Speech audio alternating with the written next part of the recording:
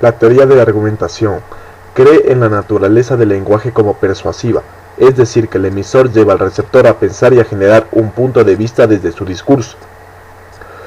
Esta concepción argumentativa del lenguaje está en el centro de la concepción clásica de la retórica.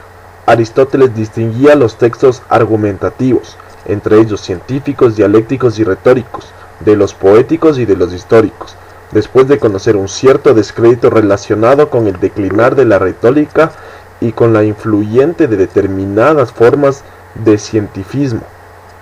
Los estudios de la argumentación han sido refundados en la segunda mitad del siglo XX en la llamada Nueva Retórica. En esta nueva retórica se considera que el lenguaje sirve sobre todo para convencer, para incidir en el interlocutor.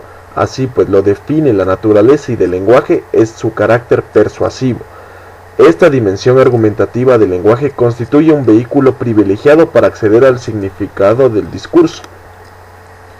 En la teoría de la argumentación, todo enunciado tiene una capacidad argumentativa, es decir, por su significado favorece una serie de conclusiones y dificulta otras. Por ello, los enunciados son analizados como argumentos que apoyan una determinada conclusión.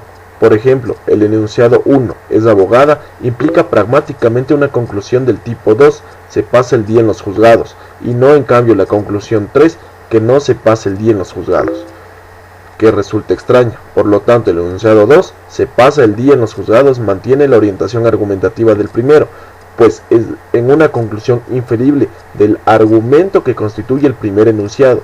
En este sentido, los enunciados 1 y 2 están coorientados argumentativamente. En cambio, el 3, no se pasa el día en los juzgados, es un enunciado antiorientado argumentativamente en relación al 1.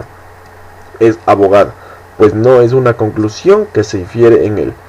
La relación argumento-conclusión está asegurada por un tópico a menudo implícito. La coherencia de los anteriores enunciados 1 y 2 se apoya en el tópico siguiente. En general, los abogados trabajan en contado con los tribunales. Según Aristóteles, el razonamiento argumentativo utiliza tópicos, lugares comunes que se suponen admitidos por una sociedad y que establecen ciertos vínculos pragmáticos entre enunciados.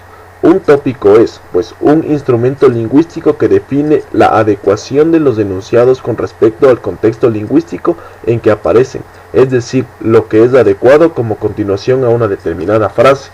La teoría de la argumentación ha proporcionado un potente marco de análisis para el estudio de tipos significado que aportan a los marcadores de discurso en los textos. Los estudiosos de estas unidades destacan que un tipo de instrucción semántica que forma el significado de los marcadores son instrucciones argumentativas.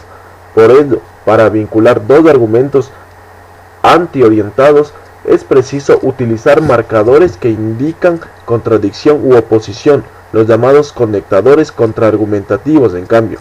Sin embargo, por su parte, para vincular dos argumentos coorientados se pueden emplear, por ejemplo, marcadores de refuerzo argumentativo, como de hecho, en realidad, etc. Además de una orientación determinada, los argumentos poseen también mayor o menor fuerza argumentativa.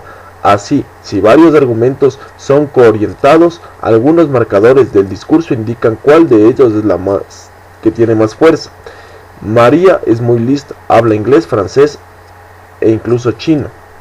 La función argumentativa del marcador incluso es la de introducir el más fuerte de los argumentos empleados, puesto que entre los españoles existe el tópico de que el chino es el prototipo de lengua difícil. Saber chino es un argumento de más fuerza en la escala argumentativa que saber francés, de modo correspondiente al lugar que viene introducido por incluso. En la didáctica de lenguas, la perspectiva argumentativa permite poner de relieve los mecanismos inferenciales que se activan para construir el sentido de los textos. Por otra parte, en la enseñanza-aprendizaje de los marcadores del discurso y conectores ha ofrecido explicaciones rentables en el campo del español como lengua extranjera.